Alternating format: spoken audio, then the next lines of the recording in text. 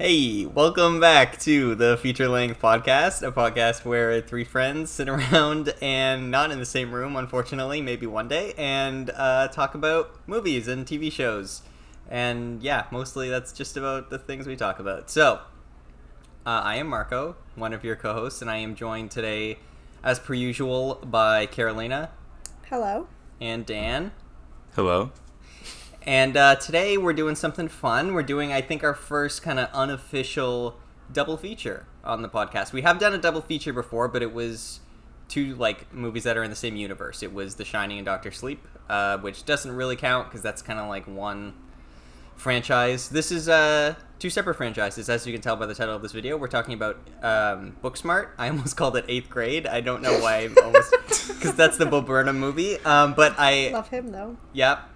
Good movie. Yeah, if you guys are interested, maybe we'll talk about Bo Burnham one day. But yeah, today we're talking about Booksmart and Superbad. So this is normally the part of the podcast where we summarize the movie that we're talking about before we get into it for people who haven't seen the movie, or movies in this case. What I want to do today is play a little bit of a game. I have a very Jigsaw-like mind, and I want to play a game. I was just going to say, is this a Saw movie now?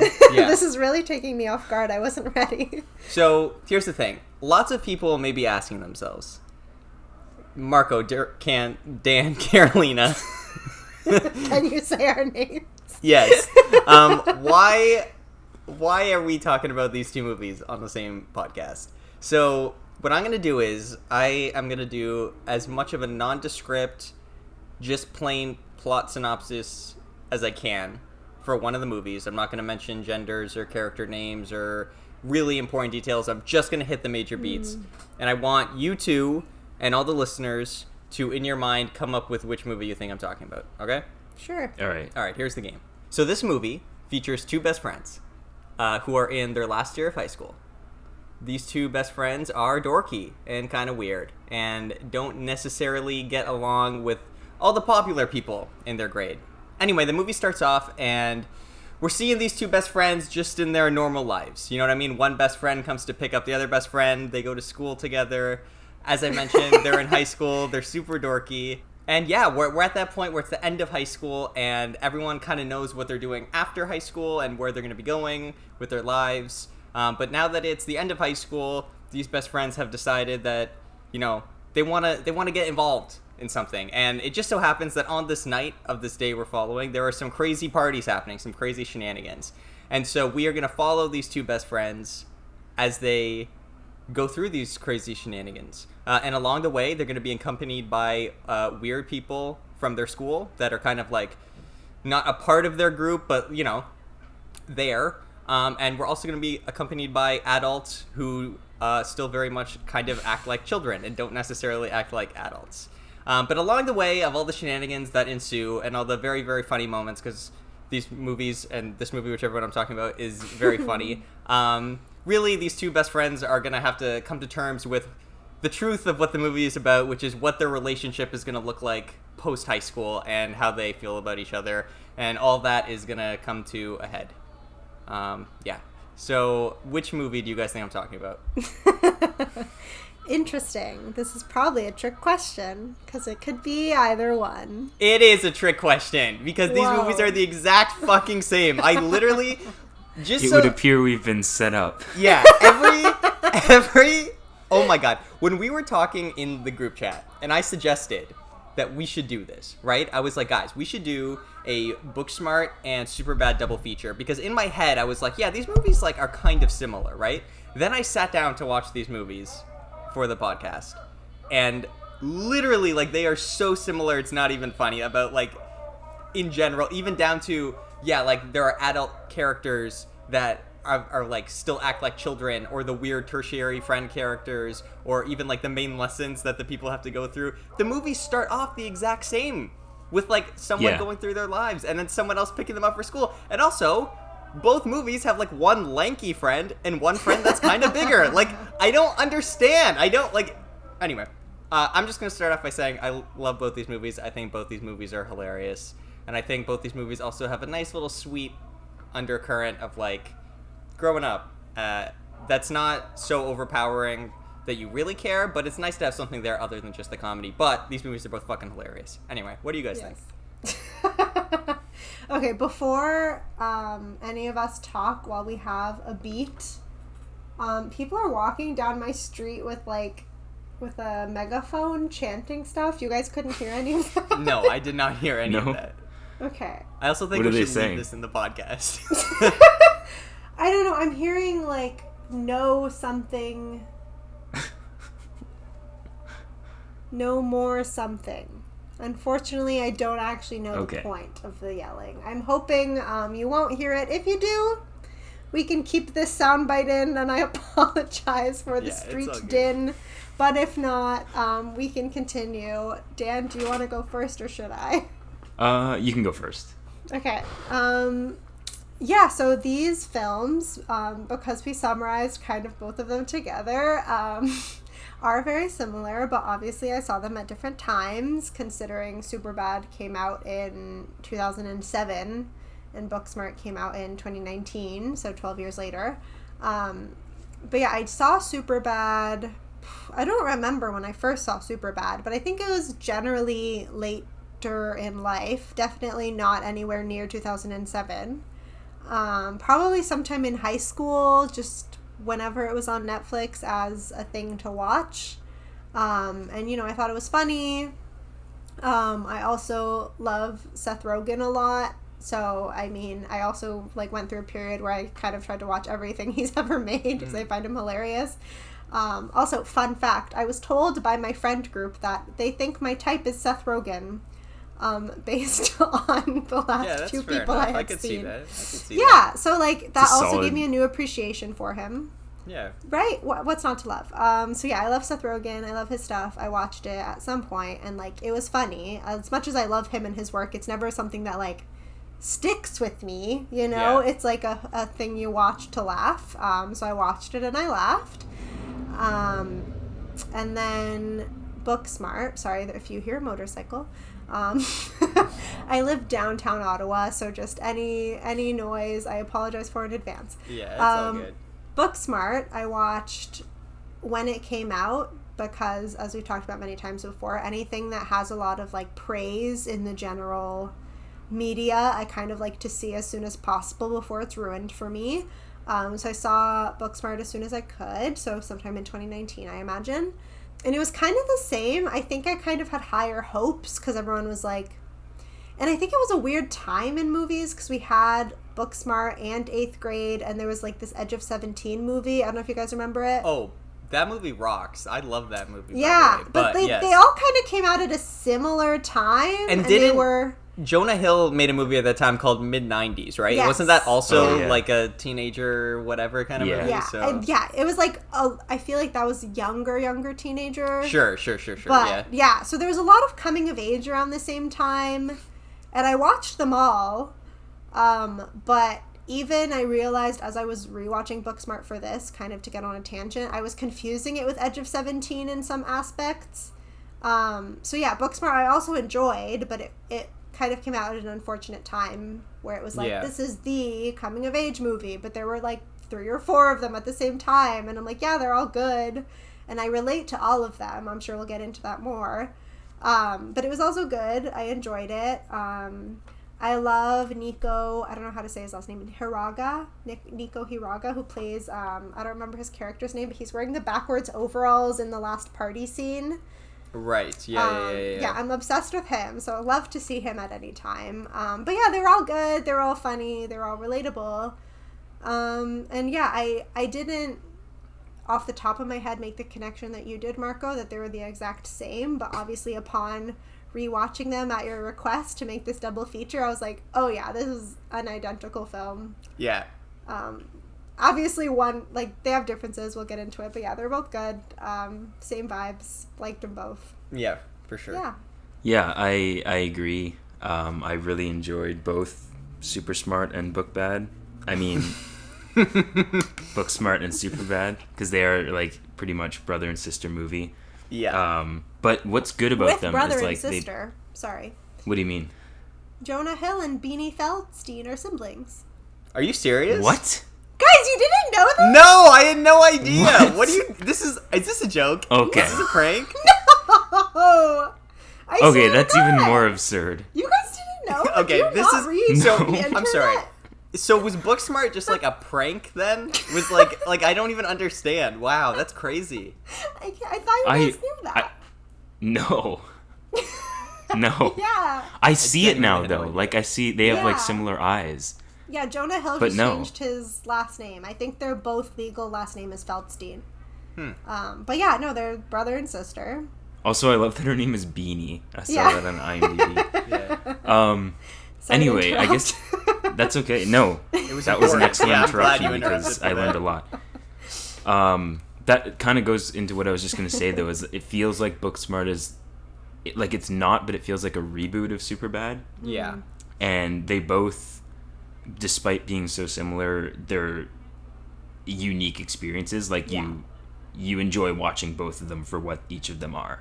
I think both of them being comedies, I do think Booksmart turns into a drama a little bit at the end, which is fine, and that also helps like differentiate them a lot. But yeah, overall, they were both like really funny, really good time. I had seen Superbad in high school once and nothing else like before now. I rewatched it and then watched Booksmart for the first time, and I did immediately notice like the similarities, Yeah. like even from that first scene when the two friends like I know. pick each other up and go to school together. But yeah, crazy. still great time, very funny. Yeah, I have seen Booksmart twice now. I had watched it once maybe a year ago, maybe at like the start of the pandemic when I was just kind of catching up on movies. And then this was my second time watching it. And then Superbad I hadn't seen until at some point in university, actually. I was kind of late to it. But now, like I said, I think I've watched that movie like, if not once, at least twice a year at this point. Oh, wow.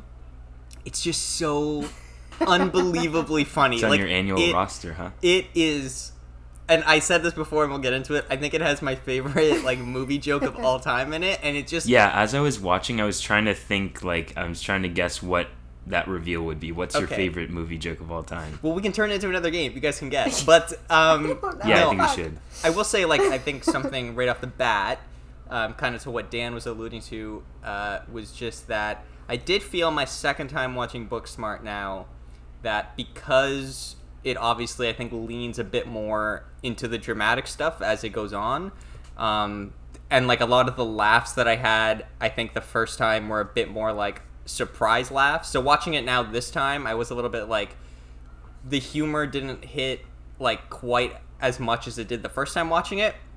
Whereas I think Superbad is the opposite for me. Like, Superbad, I literally know what jokes are coming and they still fucking crack me up every time.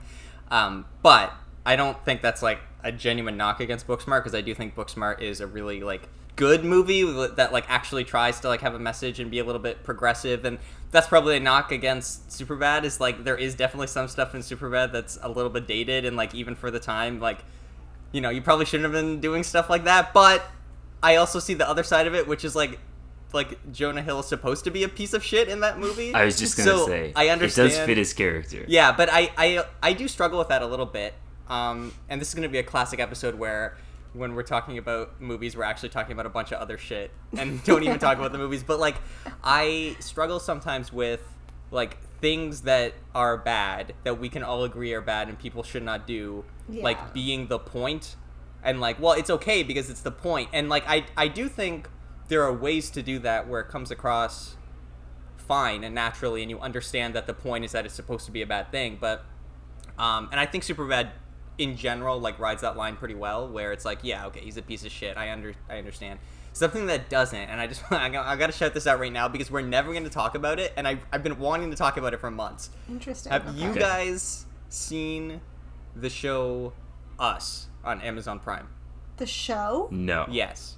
Us. I've seen the movie. Oh, Yes. sorry. Fuck, it's not Us. I think it's called Them. It's like it's something like that. No, I've never I've heard seen of it. the movie Okay. Us, but I have not Okay. seen the show. Yeah, Them. Us. Okay, here's why I bring it up, because Us is the Jordan Peele movie. Yes. That Yeah. is good because Jordan Peele makes good movies. Yes. Yeah, this is called Them, I think. Let me just. No, maybe. No, it's not. There is What a is it Them TV about? series, but oh no, it is. It is. Okay. It is. I think. Oh my goodness. Yes, it is. But yeah, so there is the let people know you don't know what you're talking about. There is the TV series Them on Amazon Prime, okay? Which, if you look at the trailers and stuff, and I watched it, is this series that's billed as, like, this black family that is in, like, a time in history, and I'm bad with history, so I don't know what time. Probably maybe early 60s. I don't know. And the whole premise of the show is that there's this family that moves to this white neighborhood, and they're kind of dealing with, like, racism, but then also, like, actual horror and supernatural stuff. And so, like, the two things kind of, like, are constantly at odds, and, like, this family is struggling with being in this neighborhood, and it actually even goes beyond that to where I'm going to spoil it for you guys because I don't recommend you watch it, but it turns out this family is being haunted by a ghost of a literal racist preacher that, like... Anyway, it's so dumb. But the reason I bring this up is because there is a lot of stuff... It's connected to Superbad. Just hang on. I'm getting there. There's a lot of stuff in the show that it's because it takes place in a racist time period. They really go overboard in showing you a lot of fucked up, like, racist things that people used to do.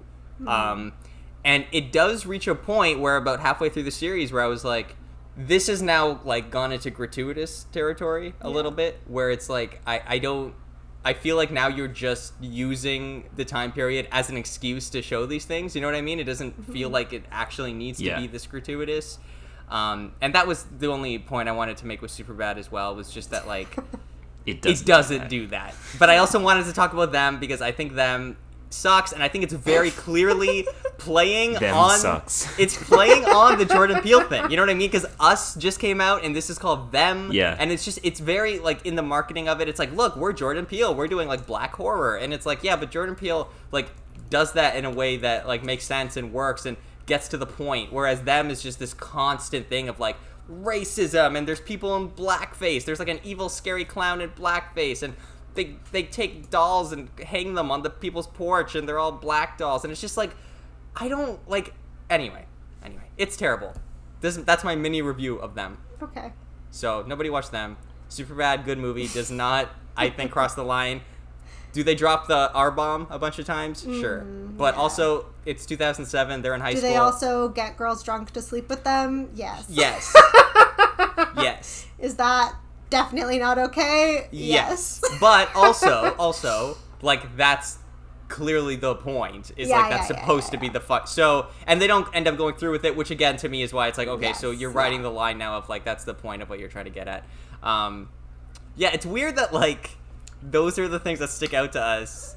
Like, they drop the R-bomb and whatever. Meanwhile, there are two police officers in the movie that are the most abhorrently worst humans alive and are doing incredibly awful things, and we're all just like, haha, yeah, who cares? But the thing is, at least it's not propaganda. It's true. I do respect that. You know? Yeah. Like, at least they were like, listen, cops ain't shit. It's a lot of young people who don't know what they're doing with their lives and want an easy job / to feel a little power / to hold a gun. Yeah.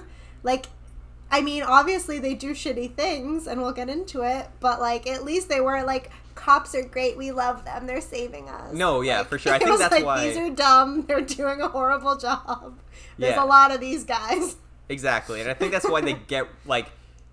Because, even though they're adults and they should know better, because of the fact that they're also kind of, like, making fun of the police system by having them do that, it cancels each other out. You know what I mean? It's like a net zero of, like, okay, and for cool. 2007, I was surprised at how dumb they made the cops. Oof, I know. I mean, Right? well, they are impossibly dumb. Also, Carol, like, you were talking about how funny you find Seth Rogen, like, in this movie, but, like, Bill Hader, oh my god. Bill Hader. He's my favorite character. Have The you cop guys seen storyline Barry? is my Sorry, favorite side part. note. Have you guys seen Barry? No, I haven't. With Bill Hader? No. that's the one where he's, like, it's on HBO, right? Yeah. I've heard it's good. It's really good. I enjoyed it a lot. I know it's tangent, but he's very good in it, and the show in general is fantastic. This whole episode's going to be tangent, so it's no problem. Yeah. But, I mean, if anyone has seen these films, like, obviously there's stuff to talk about, but not, like... Yeah, it's mostly just, like, we about. enjoy them. We're just having fun. We're going to talk about stuff we liked, things that made us laugh, whatever. For sure. When are we guessing Marco's favorite joke? Sorry, have we talked about enough intro stuff? I'm kind of dying to know. I guess we can guess my favorite joke. If Unless you there's guys, stuff we It's want gonna to be talk so about hard. first. So I will say this. I'll narrow it down for you guys because there's a runner-up favorite joke, and I'll tell you what that is so we can eliminate it. Okay. Okay. So first of all, my favorite joke does not have to do with the cops. I love the cops. I think they are incredible. That makes it easier. They get some of the most laugh out loud funny moments for me, but not my favorite. And a couple of standouts for me, obviously. I don't even know why. Like I don't even have to say it, but when they were doing donuts, singing Panama in the parking lot, fucking hysterical. But the one that's my like official runner-up, my second favorite joke in the movie, is when they're in the cop car and Bill Hader starts like trying to teach Seth Rogen something, and then he starts doing like a Yoda impression because he thinks he sounds like Yoda, and then they start doing like Yoda impressions back to each other, and then when he's done, Bill Hader turns to McLovin and goes, "That was Yoda, from Star Wars Episode 2, Attack of the Clones." Fucking killed me. Like, I don't know if there was... That's, like, the most ruthless joke you can make about the Star Wars prequels without actually, like, making a joke about the prequels. Like, the fact that this idiot moron, like, his reference for Yoda is the worst Star Wars movie, that shit kills me every time. It's so funny. But not my favorite joke. Okay, that actually doesn't... But you said your favorite joke has nothing to do with the cops. Nothing to do with the cops. Okay, that does help then. Do you have any ideas, Carol? Because I do have an idea there. Because I do have a few just like lines I wrote down in my notes because they made me laugh out loud. And I think that's the only pool I have to choose from because I didn't go into it knowing that one of Marco's favorite jokes of all time was in it. Mm-hmm. So I wasn't looking out for it. So I'm just going off of whatever I have noted down. But I don't yet have any standout ideas for Marco specifically. Okay, so my guess is kind of like one of this movie's go-to memorable jokes. Okay. And it's after we get to the part in the story where Jonah Hill talks about... Oh, his name's Seth in the movie. Yeah. Where Seth talks about... Rogen. Yeah. Right. Yeah. Where he talks about when he was a kid, he couldn't stop drawing dicks. And so the doctor told him that he wasn't allowed to, like, eat dick-shaped foods anymore. And he says to Michael Cera, he's like, "You know what kind of foods are shaped like dicks? The best kinds." Okay, that is awesome. It's not it, but that is hilarious, and also a moment from it's like an editing joke, but it's after the little girl, who by the way is Allie from Austin and Allie. Did you guys notice that? It's Laura Morano or whatever. I've never seen Allie, but I noted that it was the sister of the girl from Gilmore Girls, Luke's daughter. Yeah. That's what I noted. Yeah, well, she was in a show called Austin and Allie on Disney Channel. Yeah, I never watched that. Yeah. Anyway, that's her. But it's when she discovers the dick picture. This isn't my favorite joke, but I need to point this out. When she discovers the dick picture and they cut back to young Seth, and he's just slowly eating the papers that were in his lunchbox. And it's a 1 second cut of just like, sir, and they cut back to him and he's like, and it's so funny. It's such a brilliant piece of like comedy editing that absolutely kills me. I don't know if he was like trying to hide them or he just like he had that big of a fascination with them. I know, it's hilarious. Okay, Carol, do you have a guess? My guess is that it's something around the reveal of Fogel's fake ID, because I have a lot of quotes from that moment. I noted for myself, and maybe you also found this funny, that his ideas for a name were either McLovin or Muhammad. Yeah. So. And then his friend saying, "What are you, Seal?" Yeah. Yeah, the "What are you, Seal" is a really good line. Yes. It is that moment. Hey! It's the moment of him being McLovin. But, like, everyone laughs at the McLovin part. And that is funny. Like, him being like, oh, like, McLovin and the ID's presented. Yeah. I get it. That's funny. That's the meme that's everywhere on the internet. But, like, something I've discovered, and I don't know if we talked about this on the podcast, but, like, the type of humor that, like, absolutely kills me the most is when someone gets, like, disproportionately angry at a situation they're in. And the thing that fucking destroys me is when he's like, "You went all day and you landed on McLovin?" And he's like, "Yeah, it was either between that or Muhammad." And then there's a beat and Jonah Hill just goes, "Why the fuck would it be between that or Muhammad?" And then Fogel goes, "Muhammad's the most popular name on the planet, bro. Like, read a book." But Kills he doesn't me every explain time. Muhammad or McLovin. No. It's fucking. I love It's that. And I natural just second choice. Yeah, I love the anger that he has. I love the idea that those are the two names he landed on. It's wonderful. Nice. Glad I had that written down. Yeah. See, I was expecting that threw me off because I was expecting a distinct spoken joke. So I wasn't actually thinking gotcha. the scene of when he gets the fake idea, but that is a classic, yeah. I mean, the line of why the fuck would it be between that or Muhammad always is what triggers my laugh, because it's just the anger he has in that moment. I've been in that moment where you're talking to someone and you're just I don't even know how you have arrived at anywhere that you're at right now, and just that feeling. Yeah, it's awesome. I love that. But yeah, just in general, I know we haven't really talked about it yet. I imagine we're doing Superbad then Booksmart if we're just going in release order. Sure. But I find Superbad really interesting because it was a screenplay written by Seth Rogen and Evan, what's his last name? Greenberg? Yeah. Something I think it's Goldberg. Yeah, who are were friends in Vancouver, BC, where they grew up, and they started writing this at 13, and it's based so much on their life that the main characters are Seth and Evan, and even Fogel was a friend of theirs, and so even when we get to the comparison between that and Booksmart, I find it funny that there are so many similarities when this one is so clearly we literally just wrote about our life in high school, and the vulgarity of it seems very genuine for seniors in high school in whatever era this came out and was written in. I'm surprised. I mean, obviously it came out in 2007. If they wrote it when they were 13, it was written a long time before 2007, so the fact that it wasn't worse, I'm sure they had to tone down some stuff. But yeah, I find it funny that just a movie that came out 12 years later was so similar to this movie that was written, decades before. I like that it just shows that high school always, has the same kind of themes. So you have friends, they leave for college, people suck in the middle, there's always some crazy party that some people go to and some people don't. That was the biggest thing that struck me between watching the two of them. I'm oh, nothing changes. Awesome. We just say less slurs, which is good. Yeah, exactly. It is kind of interesting, that they are so similar. But then I also I try to think obviously since we watched these two together, we're gonna notice it. But then in my head right now, I'm trying to think of just every coming of age high school movie, and it's how different are any of them. I think what's weird to me is some of the specific character types that obviously Fogel in this, and then Billy Lord's character in Booksmart, who I love. Dan, wait, who is that? Am I about to blow Dan's mind about Billy Lord? I hope not. With the family relationship. Okay, she's the girl in Booksmart that's super high and whatever, you know what I mean? The one who gives them the strawberries. Gigi. Yeah. Do you know who Billy Lord is in real life? No. Oh my god. Another family tie. You guys do not do your research. I know. Hey, I know who Billy Lord is. I know. She is Carrie Fisher's daughter. Oh. Oh yeah, because she was in Rise of Skywalker. Yeah, she does one shot. A one shot in Rise of Skywalker. I knew I saw her somewhere before. I recognized her face. I didn't know that though. Yeah.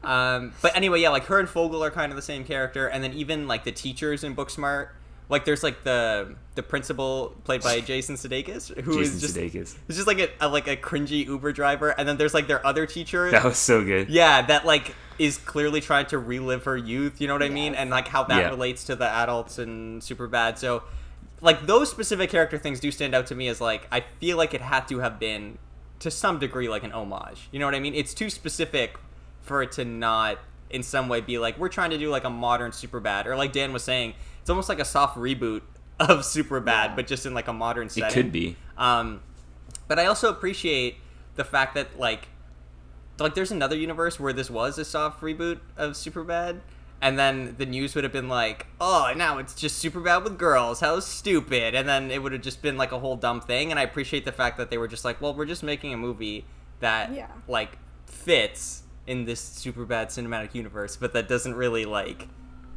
it's not a thing. It's not a thing that people are going to get angry about. People are just going to watch it and enjoy, which is kind of nice. Yeah, and I think I might have enjoyed Booksmart more actually. Not like I loved. I mean, Superbad's a classic, but I think I liked how Booksmart balanced the like genuinely dramatic parts with how funny it was. Right. Like, it was still really funny.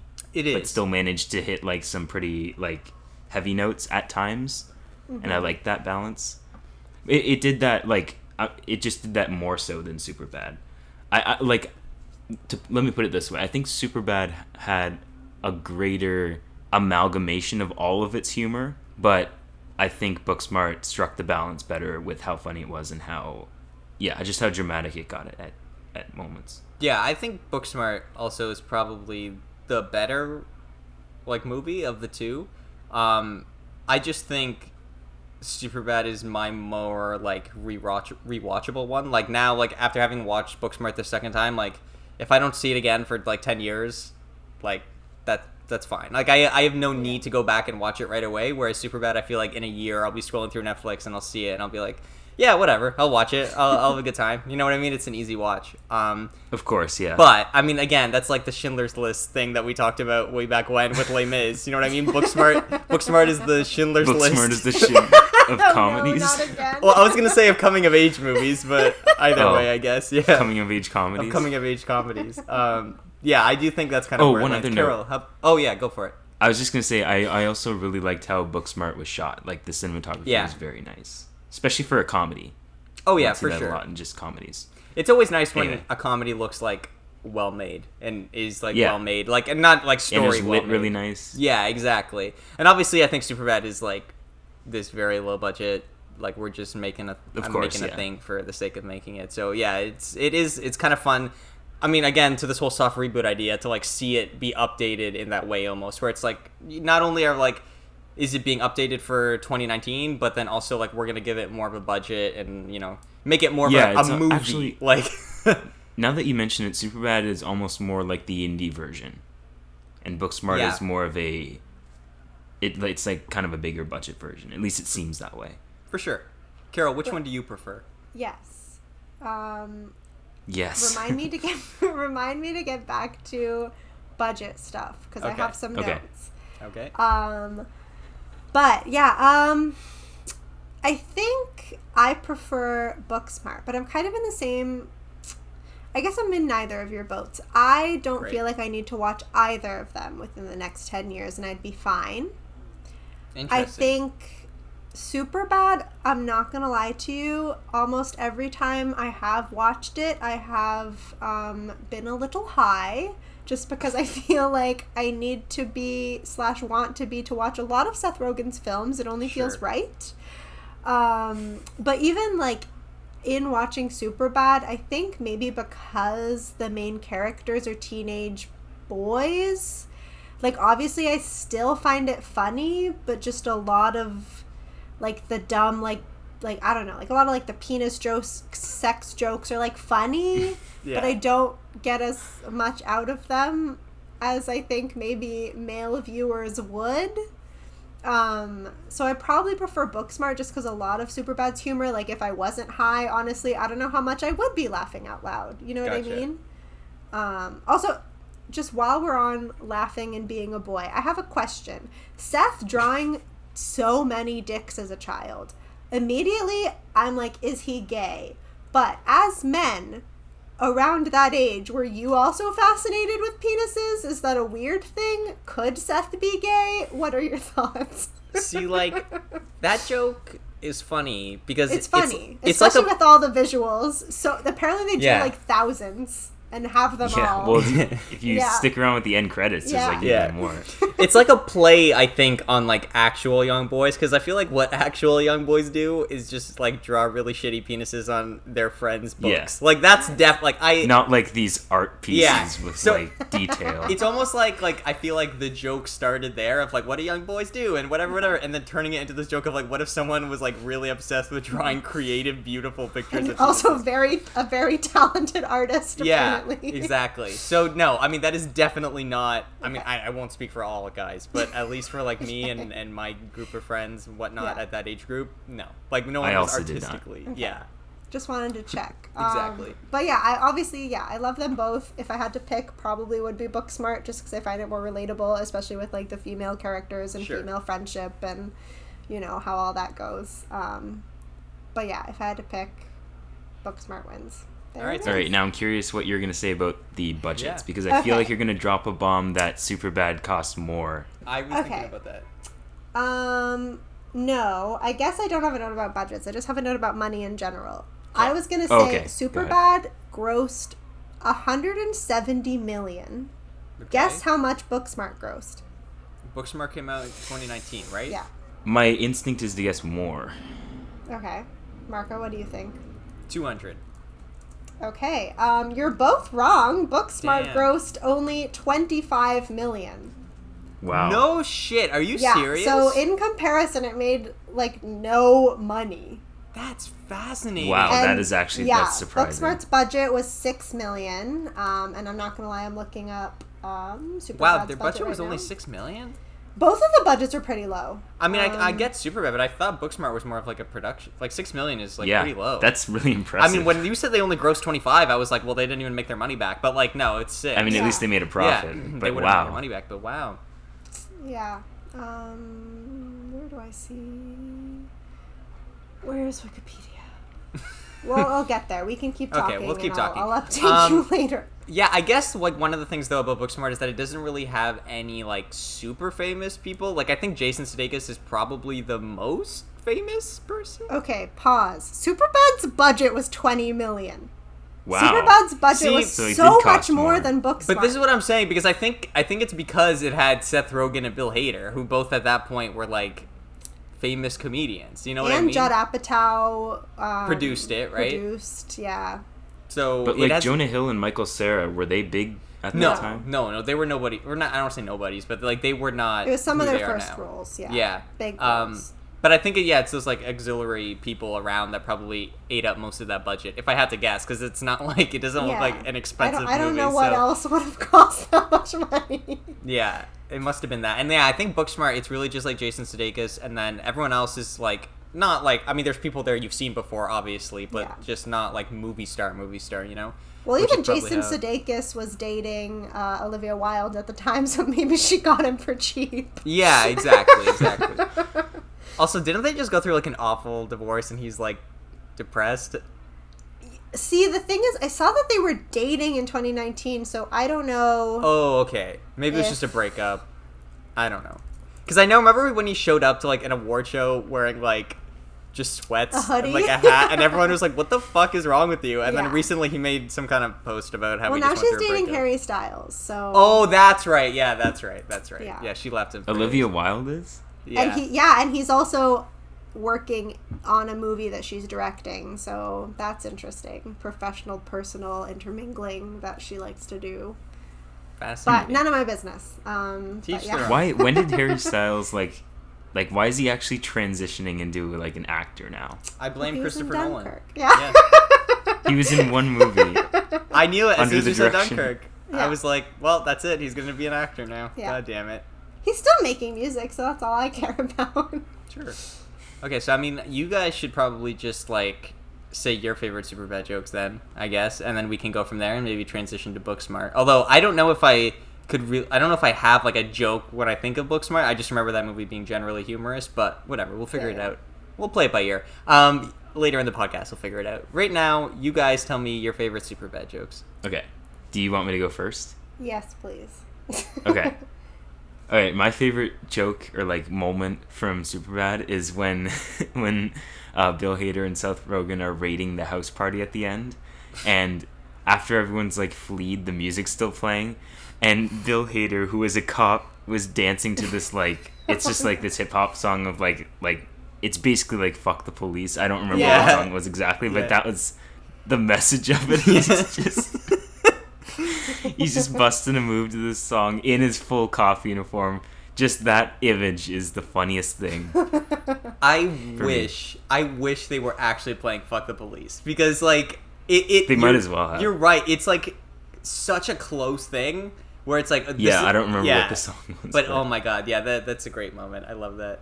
Okay, I have If I had to pick a favorite, I'll pick one, but then I'll say many honorable mentions because Sure. I can't help myself. Sure, There's yeah. so much, yeah. Yeah. We could do I have some honorable Okay, yeah, we mentions can do too. honorable It's so good. But yeah, I think probably my favorite joke, I guess, is a series of jokes. It's when Evan is on the phone with, I think Becca's the girl he's into. Yeah. And like they're losing connection and he's like swearing or no, actually this is before they're on the phone. It's when he's offering to buy her alcohol. And for some reason he starts speaking really formally and he goes, "My treat, miss." And she goes, "Oh, okay, like you don't have to do that." And he goes, No, it's the first of many, sister, so get used to it."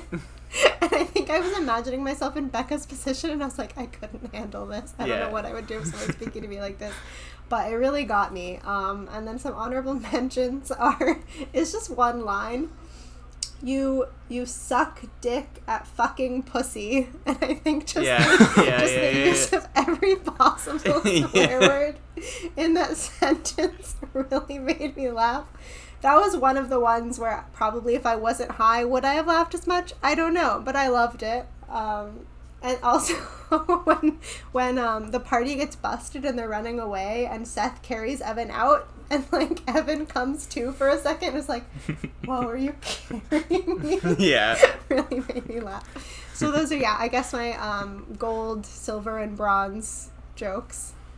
Good. Yeah. Nice honorable mention. I also love just going back to that "you suck dick at fucking pussy" scene, which I think was when they were at the convenience store. So. Also in that scene, I love, so Seth goes to like the porn magazine section and picks one up, and Evan, just in the dorkiest like awkward tone, he just goes like, "Wow, she's beautiful." Just the delivery on that. I love, like, Michael Cera is like so good at nailing that awkward character like tone. Yeah. But another honorable mention of mine is when McLovin and the cops are at the bar drinking, and Bill Hader gets a call on his walkie-talkie, and he's trying to shut it off, and then there's just a scream. He's like, we need backup, and he's just like, "Sorry about that, just gonna shut that off," and goes back to drinking on duty. That one also kills me. That's a really good one. Yeah, we already talked about it, but I think my main honorable mention is just the Yoda from Star Wars Episode 2, Attack of the Clones. That one makes me laugh really hard. Anything with McLovin and the cops, I think, could be considered an honorable mention just because they're so funny. I love when McLovin is finally having sex and the cops bust in, and just that whole interaction between them is hilarious. And Bill Hader being like, "Dude, I'm sorry I blocked your cock." Like, it's so... Like, there's the earnestness that he has in that moment is so funny to me. And when they walk in, when I think Seth says to Bill Hader, he's like, "We shouldn't be blocking his cock, we should be uplifting his cock." Yes. Something along those lines. I also just want to give a shout out to when McLovin goes to buy beer, and he goes to the back and he grabs the cans and they break and fall. And that whole interaction with the guy that walks up and he's like, "Did you do this?" And he's like, "No, they were like this when I got here, man." And he leaves after being a dick, and the guy just goes, "Fuck my life." Like, he just hates his life. And then that guy shows up later at the crazy drug lord party with beer that he clearly took from the convenience store, which is really funny. I also, oh my god, I love when the cops first show up and they're asking the lady at the counter to describe the guy, and they're like, first they're doing the height thing where one goes high and one goes low, and they're like, just say when. I'll start from the bottom, I'll start from the top. and then they go, "Did he look like us or did he look like you?" And then she's like, "What do you mean? Like, I already said he was a male." Yeah. And then she's like, oh my god, yeah, that whole thing is hilarious. Also, just not one of my funny things, but something, since we're talking about the movie, because this is a podcast, that I would like to bring up, because I think I've exhausted my honorable mentions. The party, they go to the crazy party, we'll say, the party in the second act. The one that Boyle takes them to. First one. Yes. Yeah. From Brooklyn Nine-Nine. Yes. So that was my immediate name for him. I don't know his real name. It's Boyle from Brooklyn Nine-Nine. I also love how many times Jonah Hill gets hit by a car in this movie. And he's fine. He's just fine every time. Yeah. It's so good. But I love that party they go to, and then Michael Cera gets trapped in the room where the guys are doing coke, and Yeah. like one of the guys is Bernard from the Santa Claus movies. Is And it he- actually? Yeah, and he's Seriously? also, yeah, and he's also not in notice. what's that movie with Heath Ledger, the high school coming of age movie? Carol, you like 10 it. Things I Hate About Yes, 10 Things I Hate About You. You. Bernard is also in that movie. I've seen Bernard in 3 movies, okay? Nice. Santa Claus, doing coke in Superbad, and in 10 Things I Hate About You. Never seen him in anything else. What, But- a What career. about Santa Claus 2? Well, Santa Claus 2, fair enough. But then he didn't come back for Santa Claus 3, which now that I No. think about it, I think may have been because he was filming Superbad. What a Ah. Yeah. Which, good call, because Santa Claus 3, not great. But anyway, Neither is Santa Claus 1, to be honest. fuck it. I always watch those movies at Christmas, but yeah, Me I too. mean, they're all silly. They're silly. I mean, is there a good Christmas movie? Like a legitimately, Home Alone.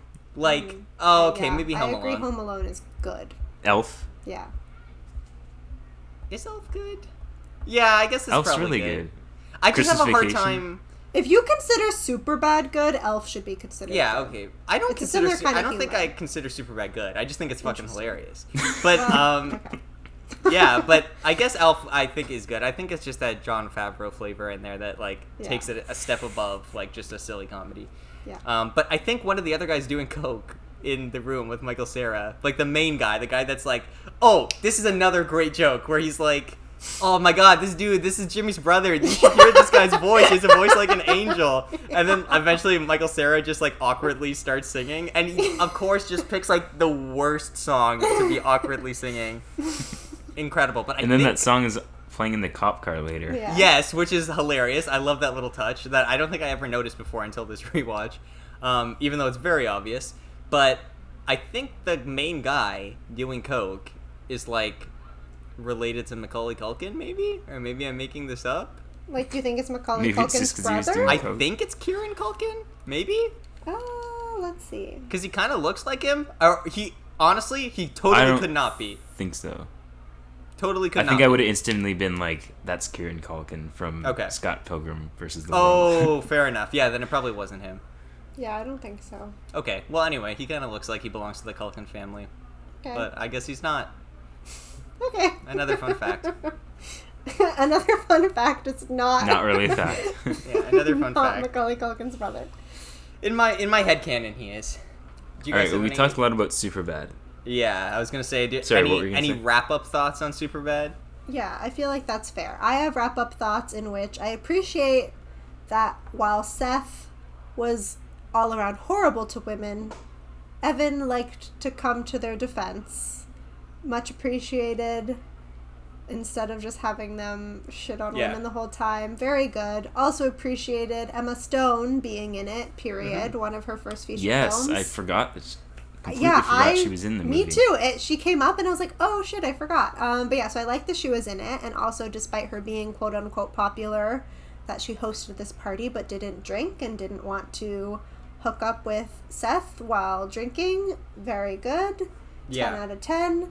And also I just wanted to share one more joke that I found in my notes that I really like. I don't unfortunately remember which characters were talking about it, but people were talking about cutting someone's face off. Okay. Do you guys remember who and when? Oh, it's because Seth was threatening McLovin Oh. with cutting his Oh, face yeah, off yeah, yeah. so he could use the ID. Right. Oh, right, yeah. And then McLovin goes, you don't have the steady hands or the technology to pull Yeah. that off. So another honorable mention joke. And then I just wanted to share some of my final notes because I did take a little bit of THC oil before this watch. When they meet up in the mall and then they like both find the girls and then like walk away from each other and like at the end have like a, like they talk about their feelings, they love each other, Mhm. male friendship, love it. I wrote, am I gonna cry, ? In brackets, I'm really high. So, You should just- this did still show some emotion from me. Yeah.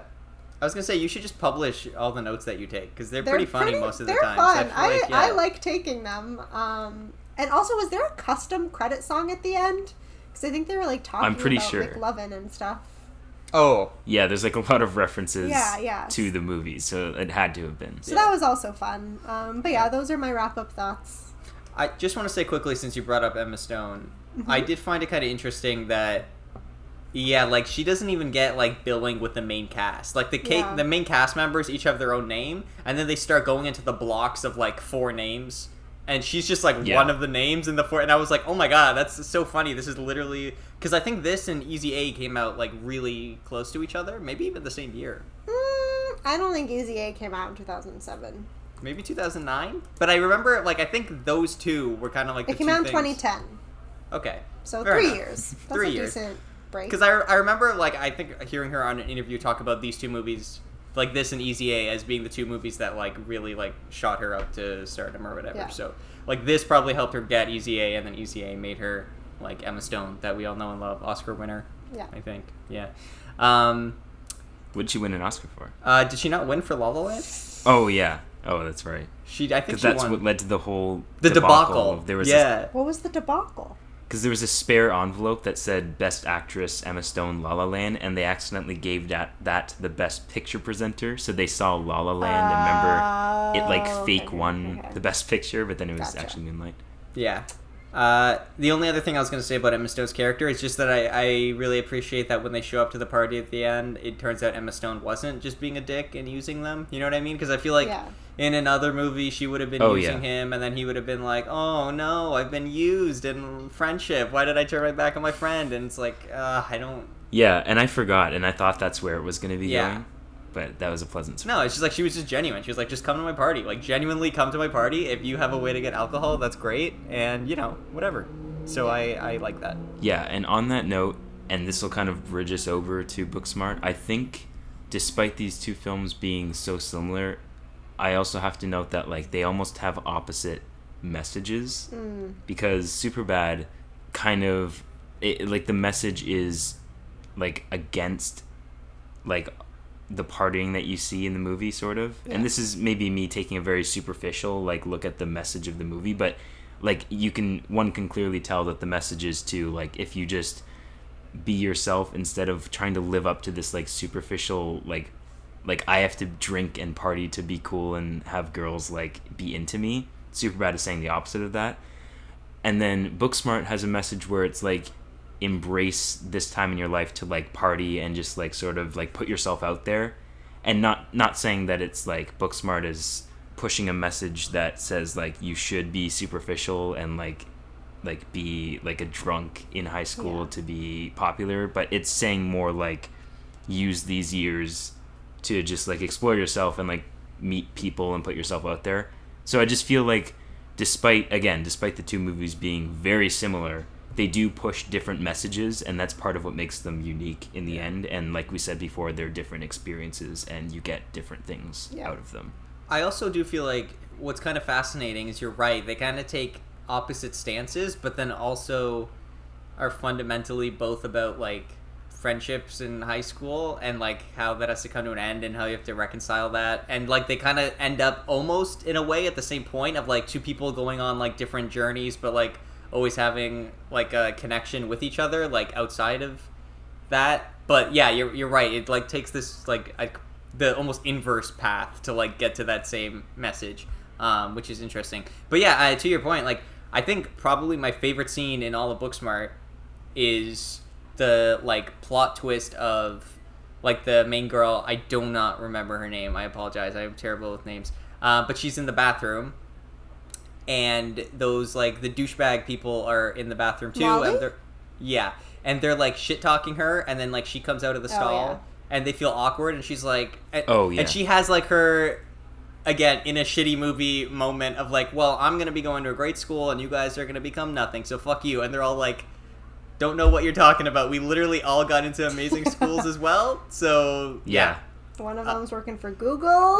Yeah, exactly. So it just, I really like that. Yeah, I loved that. That was a crazy twist I did not see coming. Yeah, for sure. It really, like, I think kicks the movie. It's pretty near the beginning, so, like, it kicks it off, I think, in a good way of, like, oh, this isn't going to be the movie that you think. This is going to be the opposite of that. It's going to be having to understand that in a, like, real way, like, you know, just because you, like, work hard and, like, deprive yourself of nice things doesn't, like, make you better than other people necessarily. And also, And then Yeah. also, even from the other perspective, like, just because someone's a bad person doesn't mean that they can't also be talented. And so you, like, just having to live with that of, like, you don't get to have superiority over other people, depending on, like, whether or not you like them.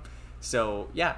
Or there's the one line from the popular girl, I don't remember what her name was, but she's like, because Molly says to her, like, you guys don't even care about school. And she says back, no, we just don't only care about school.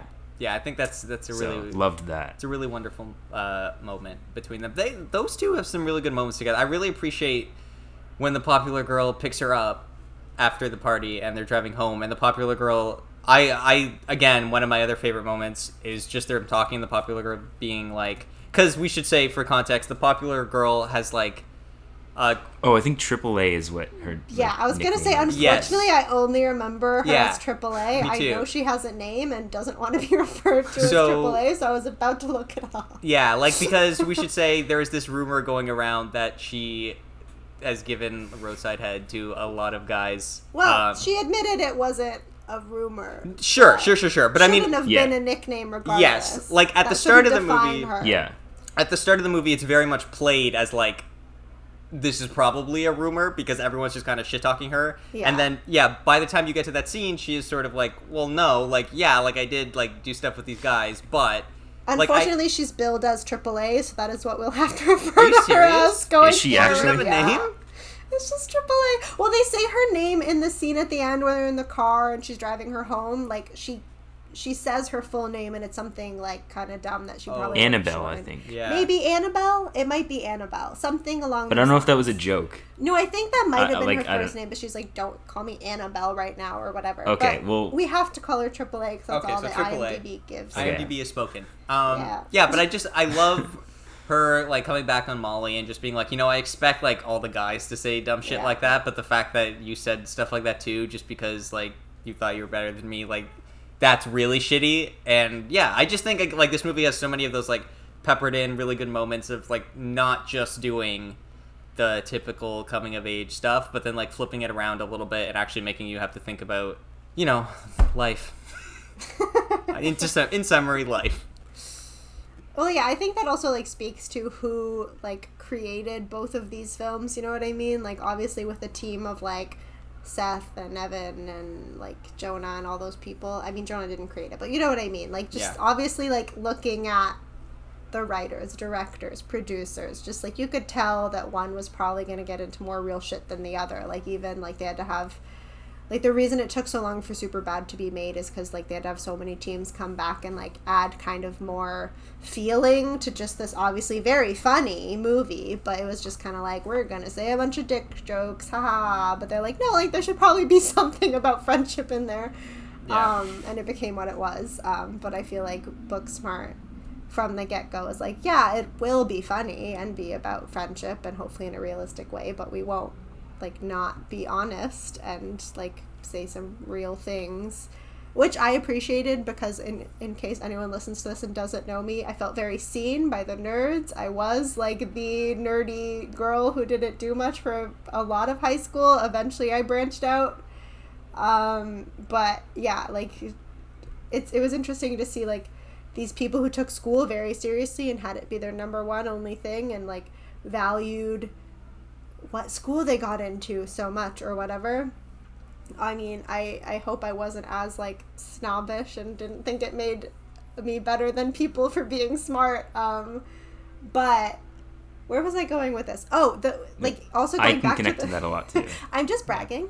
But also getting into the bathroom scene where Molly, like, I don't know, just, like, how sassy she was back and, like, the comebacks. I feel like as a nerd, or maybe the type of nerd I felt like I was for a while, I never, like, I was also, like, shy. I never would have been able, like, if I heard someone talk about me in a stall, I would have hid there for a few hours, you know what I mean? Like, I wouldn't have come out and said anything to them. So that was an interesting take on, like, the main character trope. Yeah, for sure. And I can connect with that a lot too. Like, I did put school first, especially in my, like, at least the first 3 years of high school. Definitely a bit too much, because I only ended up going to like a local university anyway, and it literally doesn't matter. Like I feel like it's a rumor that, well, basically what this movie is saying, like, you don't need to dedicate as much time as you probably think you did. Yeah. But you know, I think in the States it's a little bit different because they actually like take into account like extracurriculars and you have to write an essay. Like maybe in Canada it's a different thing, but yeah, definitely we didn't have to do as much as we did to get into any schools we applied for. Probably. Definitely not. Definitely not. It's okay. We had fun eventually. It's fine. Yeah, we had fun eventually. But back to Booksmart. Yeah, and I even remember. No, what were you gonna say, Dan? I was just gonna say, I even remember like starting in grade 12 when homework started to become not mandatory and it was just practice.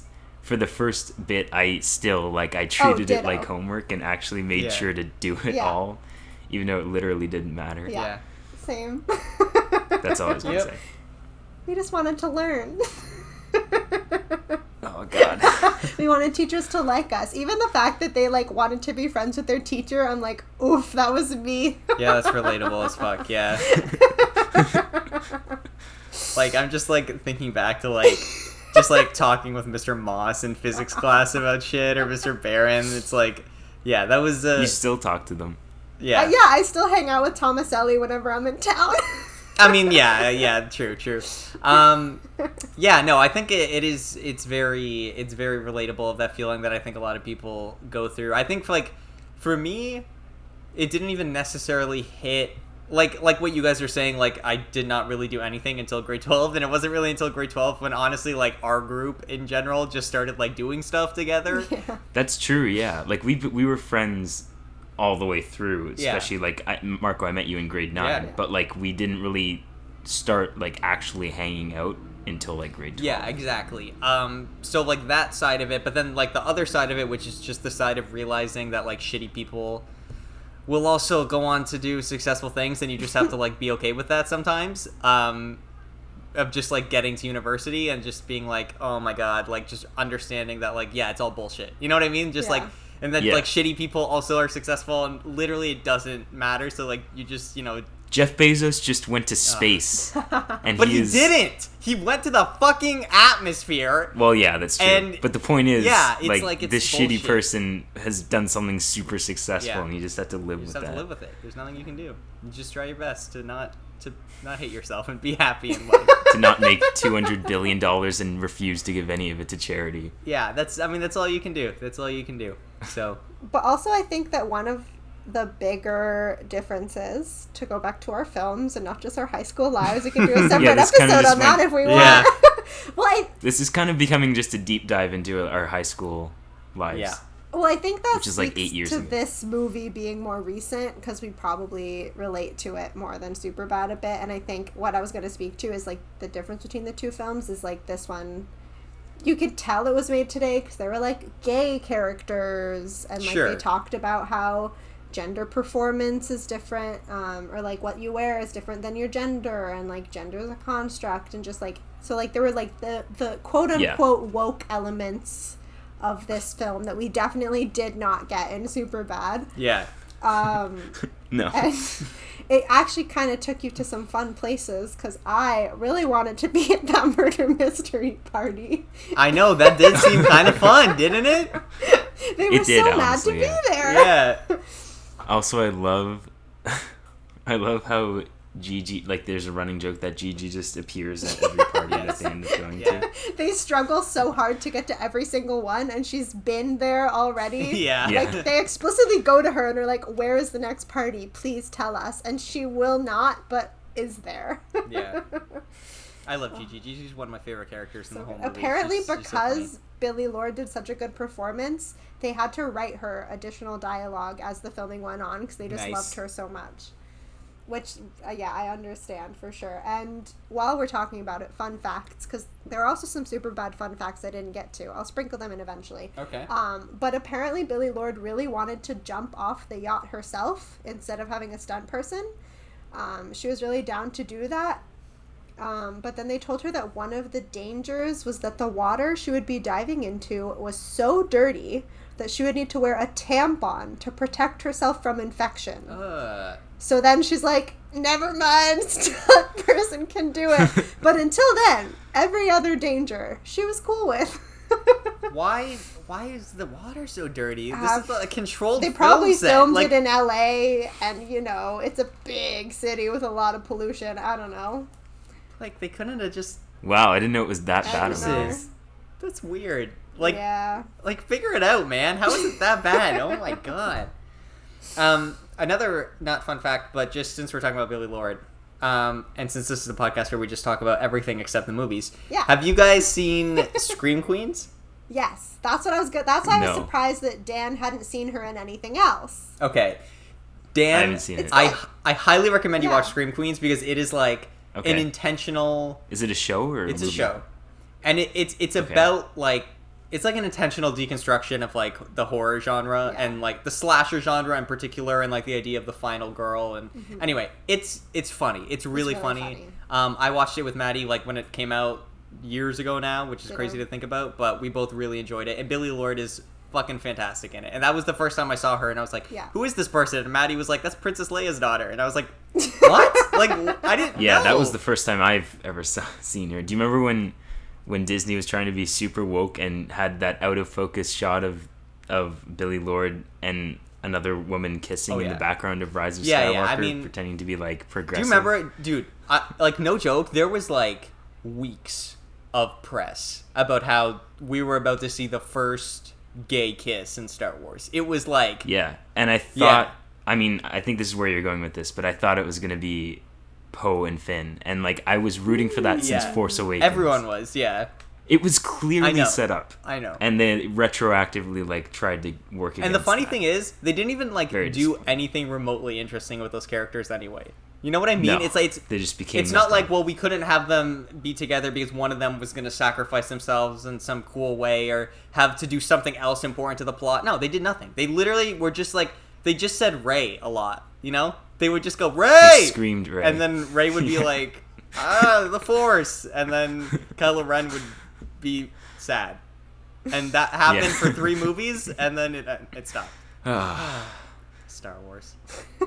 All right, that's enough about Star Okay, Wars. should we talk about Booksmart some more? Yeah, back to Booksmart. I wanted to say, also, I guess, semi-fun fact, but this was rewritten, like, quite a few times, and wasn't made until Olivia Wilde signed on, but whoever wrote the final version and is credited for writing, I didn't write her name, sorry, decided to make Amy gay, and before that she wasn't. And I just want to know what the movie was until then, because I feel like that's almost half of the film's Yeah. plot. Like, even going Yeah, to that's Amy's parents thinking that she's dating Molly, like, even that part is, like, a joke, but it's, like, a lot of it, and, like, the reason that they're able to get out the night before graduation. Which also... yeah. That seems like a major. Yeah, and, like, Amy's parents are really upset that she was leaving the night before graduation, and, like, she was just gonna have Molly drive her to graduation, and they were upset. And I was like, I get that. Like, I understand. Like, especially since she was going to... Where was she going? Sudan? Africa? Yeah. Yeah. For a year. Like, I'm sure her parents wanted to see her as much as possible, so I understand that they were like, oh, like, we made all this special food, and we are really looking forward to this night with our daughter before she leaves for a year, but okay, like, have fun with your girlfriend. But anyway, yeah, it seems like half of the plot, and I don't know what it would have been otherwise, but I did really like her storyline. Just wanted to say I like the portrayal, and also, like, speaking to the 2019-ness of it all, the fact that, like, her being gay wasn't a big thing, and there were a bunch of other, like, out gay women for her to, like, be into. Yeah, Yeah. and she said she had been out for 2 years, Yeah, rather than the movie and it, like, focusing wasn't a on thing. her. Yeah. Yeah, No, that was really appreciated, and even, like, having her, like, attempted first sexual experience in the bathroom, having that go all wrong. Yeah, it was a really good plot line, and so I would be interested to see maybe the written version of what the movie was before. I wouldn't want to watch it because I think it would suck. But I found that to be a really interesting anecdote. and also just because you mentioned it, shout out to Lisa Yeah. Kudrow and Will Forte. I was playing just gonna say, yeah. her What a parents. get! That was a And good the get. budget was still $6 million. Yeah, that's crazy. They must I have know, done it right? for nothing. Yeah. Yeah. I mean, they weren't in it for much, so... No. But yeah, to your point, Carol, about that scene, I was having like anxiety watching her leave. Like, I don't know if it's just because like I grew up with foreign parents and this is just a foreign parent thing, but like once dinner has been made, there is no changing of the dinner plans. Yeah, like the food was made and I was supposed to be home, so I will now be home. Like, so I don't know. But also, and like even beyond just that, the idea of not just skipping out on dinner, but like the night before grad. And I think I had this conversation probably with Dan and Miguel, I think, because we were talking about like graduation ceremonies and how fucking long they are in university. And we all kind of came to the conclusion that like graduation is like for the parents. It's not really for you. You know what I mean? You don't care. I didn't care, but it's more like for your parents. So yeah, the fact that it's like, again, like this is a nice moment for her parents who are clearly like a nice, loving, supportive couple that are there for her, and she just kind of ditched them. Yeah, that kind of sucks. Yeah, no, totally agree. Dude, my graduation was online and I didn't even attend. Yeah, of course. It doesn't matter. Fair. Yeah, I think, like, going back to the stuff that actually matters, I do think, like, her being gay, the fact that that wasn't in the original, or in one draft of the script, is very shocking to me. Right. Because it's so important, and I almost wonder if, like, maybe they retooled it. Like, maybe she, like, had a similar plot, but just, like, was gonna, with like, was with a dude. Yeah. But then I do think about the parent stuff and how did they get out and all that. Unless maybe there was, like, her parents thinking that she was gay with Molly was like a joke, like quote unquote, like in the original script, and then someone came along and was like, that's a dumb joke. What if she was just actually gay and like, let's change it? I don't know, but that's I feel like it really probably went something like that. Yeah, it has to, because like I otherwise it's like a complete retooling of the entire fucking story. Like another, we were talking about the plot twist in the bathroom scene earlier, but another plot twist in this movie that was really effective is when I think Jill was her name, like Amy's crush and Molly's crush ended up being together. Yes. Or like at least together at the party. That was a big blow. And also I appreciate, I guess it's not really officially confirmed, but I guess Jill was probably bisexual because she definitely seemed into Amy. Yeah. But also she was clearly into men as well. Yeah. So that I liked, if that's true, I like that like seamless like inclusion that was portrayed there. Yeah, that one's tough. She could have just wanted to be her friend all this time, but you would never know. Yeah, I don't know. It was played where it could have gone either way, ambiguous. sort of. Yeah, I mean, I think at the end of the day, like, it doesn't, either way doesn't matter, because, like... Yeah. But exactly, I know what you mean. Like, I was curious about that myself. Okay, two things. One is a rant that I need to go on. Okay. The other one is just a funny anecdote. A rant. Before you rant, can I just say a quick fun fact because it pertains to the crushes hooking up? Yes. Nick, the crush of Molly, is the son of Cuba Gooding Jr. Go on your rant. What is with all the family relationships in these movies? Just wanted to put that out. How do you know all this? Still, for me, nothing is tough research, the fact that... guys, I work nothing for is this tough the fact that the star is the sister of Jonah Hill. Yeah, no, I mean, that's still the number one for me. Okay, so one thing I want to say is when they go to do karaoke, they're singing that song. Isn't it Alanis Morissette? Yes. And what I appreciate is that I feel like anytime I see a karaoke scene, people are singing the song for some reason, and it made me think of... It's my go-to karaoke song. And it made me think of In the Office when they're doing karaoke, and Kevin is singing the song, and he gets really into it and starts, like, sweating and screaming, and everyone's just kind of like... Okay, Kevin, like, you good there? But I guess it's just one of those things, finger on the pulse. It is everyone's karaoke song, so fair enough. Now, here's my rant that I have to go on. And it's a very small rant, but I need to say it, okay? As we all know, in screenwriting, or in movie storytelling, right? In the second act, in the middle of the movie, there's always that, like, false things are gonna be okay before everything really goes to shit. Right? And then you get into the third act. So, I do struggle sometimes, and I think this movie, like, struggles with it a little bit, where it seemed so good, too good, that it almost, like, cued me into, oh, this is where we are in the story, and this is what's going to happen next, instead of it feeling natural. So when they're at the party, and Amy is chilling with the girl, and everything's going awesome, and Molly is chilling with the guy, and everything is going awesome, and there's like 10 minutes of just prolonged, everyone has what they want.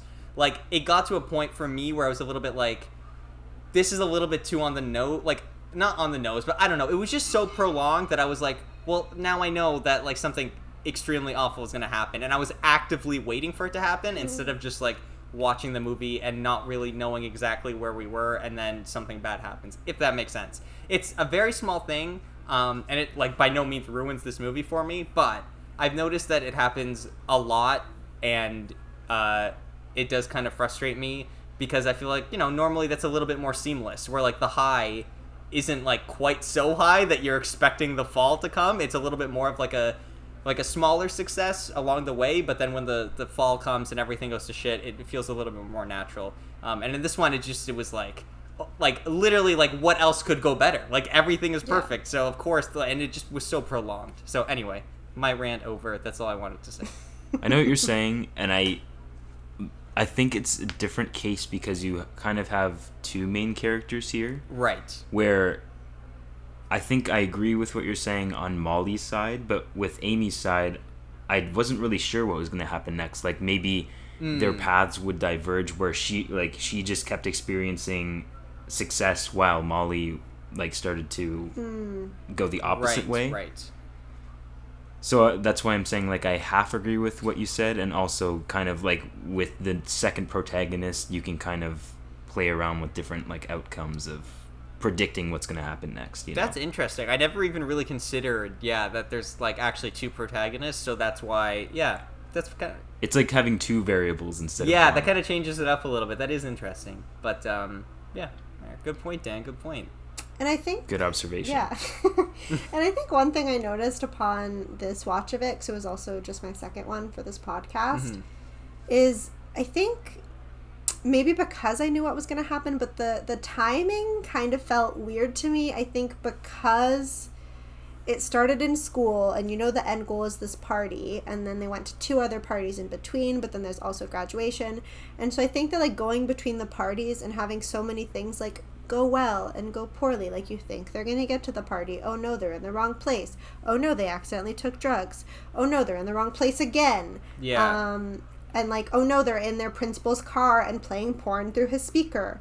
Like, just so many things were, like, going well and then going not well. And, like, I don't know, like, knowing, obviously, the ultimate ending, the timing felt weird to me. And I kept being like, wait, when do things go right? When do things go wrong? Like, upon first watch, I, like, didn't think about it at all. But like having to go to so many different places within this, like, generally kind of short film. Like, it's not even 2 hours. No, yeah. Yeah, both these films are kind of short. Yeah. I was like, oh, right. They go to so many places and do so many things in such a short time. And I think, I don't know, one thing that struck me was that at the end of it, obviously it still felt real to me, and, like, the emotions that they went through were relatable. As we talked about, we all felt like we were back in high school and saw ourselves in certain scenarios and didn't in others, etc., etc.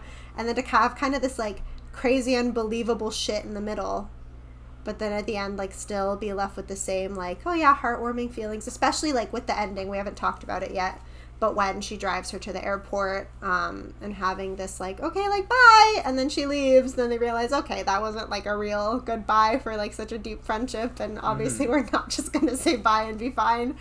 But yeah, so having it, I guess, like, start and end in these really genuine places, and having this batshit middle bit, with so many different seemingly storylines, made it feel bizarre, I guess, is the best word for it. But it doesn't, like, that part of it, obviously Superbad had a lot of similarities, but that part of it felt very unique to me. Yeah. I do think it's kind of interesting, and maybe this is just, like, a personal bias, but what's funny to me is that because Superbad, I think, feels more like just this silly, like Dan was saying, indie movie that like is based on people's lives and no one really took too seriously. On so much more money. Yeah, which is funny. Yeah. That I think I'm maybe subconsciously, like with what you're saying, Carol, I'm a bit more willing to accept some of the weird structure things. Yeah. Whereas with this, because this is very clearly like an actual movie, like that's not just like bullshit, random bullshit. When it does some of those same things, it does stand out a little bit more. Yeah. I think is also part of it. But yeah, I think, you know, at the end of the day, what are you gonna do? It's a good movie. No major criticisms to be had. But I think the biggest thing to take away is anyone listening, I'm sure now, whether you've seen the movie or not, you could probably understand why we decided to pair these movies up. I still think it was a very good decision. And you even mentioned, one of you mentioned 8th grade at the beginning. Have you guys seen 8th grade? Yes. Yeah. I kind of got to thinking, like, maybe we could have even like threw that in for like a spiritual trilogy, I guess you could call it. Yeah, I could see that. Yeah. Because that one is... Or even Edge of 17. Sort of like if we want to keep it in high school, I feel like that could also fit in well. I say we do another episode with 8th grade and Edge of 17. 8th grade and Edge of 17? Yeah. I haven't seen Edge of 17, so... It's really good. I actually really liked it, yeah. Me too. I really enjoyed it. Let's keep that in the back of our minds and we'll add it to the nice list. little backup episode. No, I like these. I like these, like, unofficial, like, not in the same franchise, but we should do more of these, like, pairing up similar pairings. Yeah, it's one of my favorite things. Standalone movies. It's one of my favorite things to do when, like, watching movies sometimes. It's just to go, like, I want to watch these two movies that are maybe made by the same person or maybe just, like, similar in whatever reason. But you know what was a really good one was Mask of Zorro and then Captain America First Avenger. Oh, interesting. Yeah, Seriously? I don't know why, because they both... Well, they're both, like, origin stories. Yeah, sure. Actually, you know what? Mask of Zorro would also be really good with Batman Begins. They're very similar. But, what about Indiana Jones? Isn't Zorro the play that the Waynes go watch the night that they're murdered? Not in Batman Begins, but in Batman, like, culture, yes. Lore? Yeah. Oh, what a coincidence. Yeah, because, well, we can get into it, but one day, if we ever do a selection series again, I told you guys I'm picking Mask of Zorro. Oh, we will do a selection series. But the reason why was because back in the 1930s, late 30s, when Bob Kane and Bill Finger, mostly Bill Finger, but then Bob Kane took credit, was creating Batman, like, the idea was to do, like, a modern version of Zorro, because Zorro was a character that was around from, like, long before. Like, there had been stories about him in serial movies and whatnot, and so that's why there's so many similarities of, like, the Batcave is based on, like, Zorro had, like, a secret cave, like, the idea of, like, a billionaire by day, like, but then, like, superhero by night. There's lots of similarities between the two of them. And then Frank Miller in the 1980s, when he wrote Batman Year One, which was, like, the official retcon of this is Batman's origin, kind of, like, took it upon himself to be like, well, let's make this canon and say that Bruce literally was watching a Zorro movie the night that his parents died, which is why, and it's never explicitly said, but it's like, this is almost like subconsciously, you can imagine, like, where Bruce got some of his ideas from about, like, how he was going to set up his double identity. But yeah. Interesting. Anyway. Because before this, I actually didn't know what Zorro was about, so that makes a lot of sense. Yeah, I mean, Zorro is about this guy during... He has a sword. This Spanish guy during... listen, I don't know the history of it. Back in the day, there's some weird stuff going on in Mexico. Good job. Or is it California? I don't know. Because here's the thing. I think California was Yes, because it's all about that time in history. You know what I mean? When it's like, who does this belong to? Anyway, he was there. Probably like frontier times. Yeah, and he was like a rich guy who, was Zorro and would go out and, like, fought for the peasants and, like, fuck rich people. You know what I mean? But he was, like, a rich guy that was just, like, counterpart. But what's so cool about Mask of Zorro is that Mask of Zorro is basically Batman Begins, but with Zorro. Because Zorro's had such a long history that the movie is about Anthony Hopkins, who plays, quote-unquote, the original Zorro, who, like, goes on his last adventure, basically, at the very beginning of the movie, and then the movie is about him having to, like, train Antonio Banderas to be, like, the new Zorro. So it's like a soft reboot, but that also functions as a sequel to, like, every Zorro serial that came before, almost, because it's like, yeah, sure, whatever, all that happened, and, like, now Zorro's an old man, and he's got to train the new Zorro, who will be this generation Zorro. Anyway, it's so good. We'll watch it one day. I'll make you guys watch it. It's awesome. I love how many other films and TV shows we've discussed in this episode. In the description for this, I'm just going to put, like, on this episode of the podcast, we talk about, and I'm just going to list everything we talked about that was not the two movies. That would be great. Yeah. Can I say some more fun facts about the two films? Yeah, go for it. Because I do research. Yeah. Okay, I have one more fact specifically about Superbad that I forgot to mention. Apparently, if you average out through the runtime, there are 1.6 uses of the word fuck per minute. Nice. Obviously, they don't actually time it out to be but they say fuck a lot is the moral of the story. They're pretty generous, yeah. Yeah. With that word. So now, to before I get into Booksmart fun facts, these are a comparison. So interestingly, on Rotten Tomatoes, Superbad has a higher audience score, kind of significantly higher to be honest, of 87 for Superbad versus 77 for Booksmart. Still respectable, 77. Yeah, like they're both like good. Yeah. But when you look at the critic score, it's inverse, which like predictably. But Superbad got an 88 from the critics, which is still low-key higher than I expected. And Booksmart got a 96. So, yeah. Nice. Almost perfect. Well, I think that, like, speaks to a lot of what we were saying. Like, we expected more from this film because everyone was like, it was great. Yeah. I remember, too. Like, even, like, buzz. opening, it started at, like, 98%. It's like, wow. Well, that's even why I was so shocked it made so little money. Yeah. I know. And that's why when I was guessing, I would have guessed higher than... I guess people don't care about the critics. Or I was going to say, did it have, like, a limited theatrical run? Like, I don't remember, like, at that time seeing, let's say, like, posters for it at our local, like, big chain theaters. I have no idea. Yeah, I guess. I wasn't looking out for it. I know I didn't see it in theaters, so I guess I didn't help. And also with that $6 million budget, the marketing probably wasn't very strong. I mean, I only knew about it from, like, word of mouth of, like, people whose movie opinions I care about. Like, I literally never saw a trailer for it, I don't think. So, yeah. Damn. Okay, well, yes, a few more fun facts. Maya Rudolph is in this movie. Did you guys notice her? In Booksmart? Yeah. Where's Maya Rudolph? Is it like a Where's Waldo in the background sort of thing? Or is she, like, disguised as a character? Yeah, that's the thing. I was reading, like, fun facts. Wait, I have a guess. Yes. Is she a guest at the murder mystery party? She's not. Okay. Yeah. Then I don't know. That's the thing. I was reading, like, fun facts on some website, and they're like, there are so many SNL alum, you know, talking about all the people. And then they say Maya Rudolph, and I'm like, where the fuck was she? And she was the motivational voice in the tape that Molly was listening to at the very beginning of the film. Gotcha. Yeah. Okay. Gotcha, guys. You guys are thinking of a physical person. It was just a voice. Yeah. No, because there's a dead body at the mystery party, and I was like, that might have been someone famous. Maya just decided to lay down on the ground. That would have been a funny cameo. Face down. Yeah, so Maya Rudolph was in this film. Fun fact.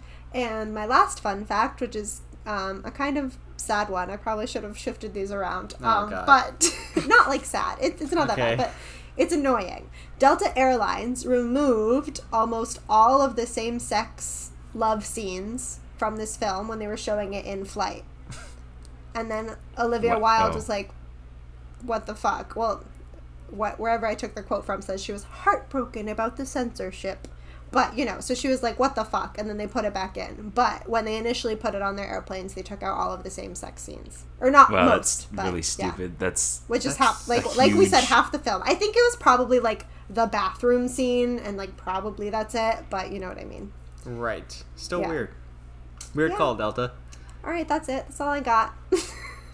I have a not fun fact, but you know what? Since that was kind of depressing, I'm going to go back to the one you said before about Maya Rudolph. Yes. And how we were just joking that it would be funny if she was just in a cameo where no one knew she was there and was just laying on the ground. Yeah. That got me thinking about Deadpool 2 and my favorite cameo, which is Brad Pitt playing the Invisible Man. And literally is in none of the movie except for one frame when he gets electrocuted and he's not invisible anymore. And literally showed up to film that just as a joke, and Brad Pitt is credited as the Invisible Man who you never see in the movie, which is just... I missed it the first time I watched the movie. I did not know that. Funny. It's like, Oh, I love it. That's also, hilarious. Carol, I know you listen to Smart List, and Yeah. Ryan Reynolds was just on this week, and I just listened to it. Ooh, Oh, okay, yeah, it's so I'm still good. It's a catching good up one. because I Yeah. listened. I'm on the George Clooney ep, as I discussed Yeah, I earlier. know. I Yeah, forgot yeah. who George Clooney was, but I'll get there. I'm excited. That's awesome. Yeah. Anyway, Deadpool 2. Good time. Podcasters talking about podcasts. Yeah. We should review podcasts sometime on this podcast. We have a podcast episode. Yeah. I mean, I Where feel we like just on the listen Gilmore to every Girls, episode yeah. of the podcast.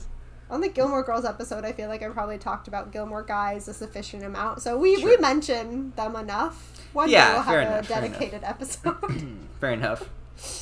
All right, guys. Have we concluded our conversation? I think, yeah, I think so. we might have. Yeah, I don't really have anything else to say either. Anyway, I hope you listeners have thoroughly enjoyed listening to us talk about like 95% anything but the movies, and then also saying some things from the movies that we liked. But sometimes that's how an episode goes. You know what I mean? It just depends.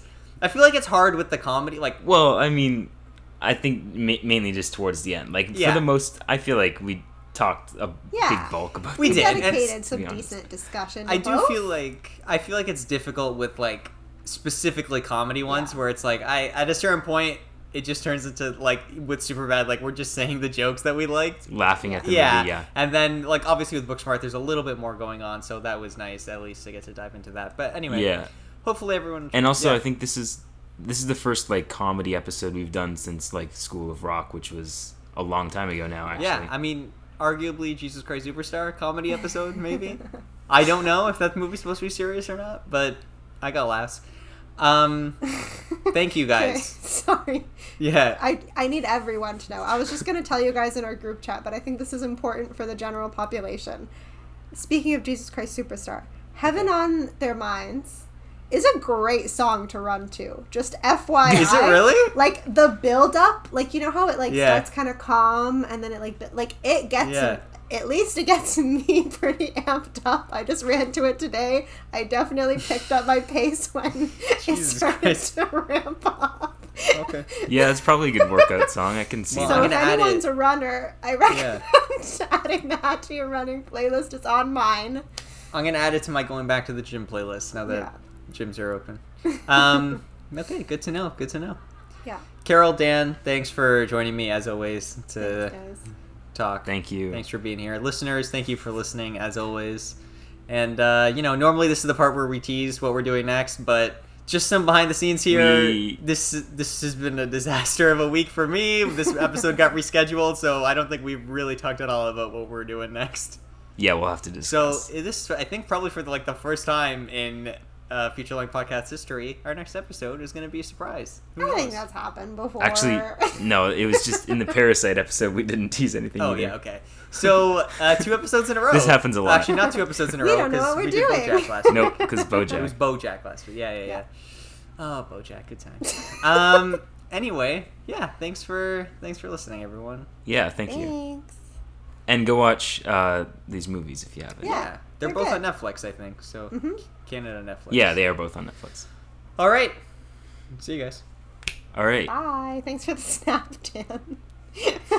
I can't snap, so that's all you. Okay, thank you. I'm just waving quietly at the listeners. Goodbye. They can feel it.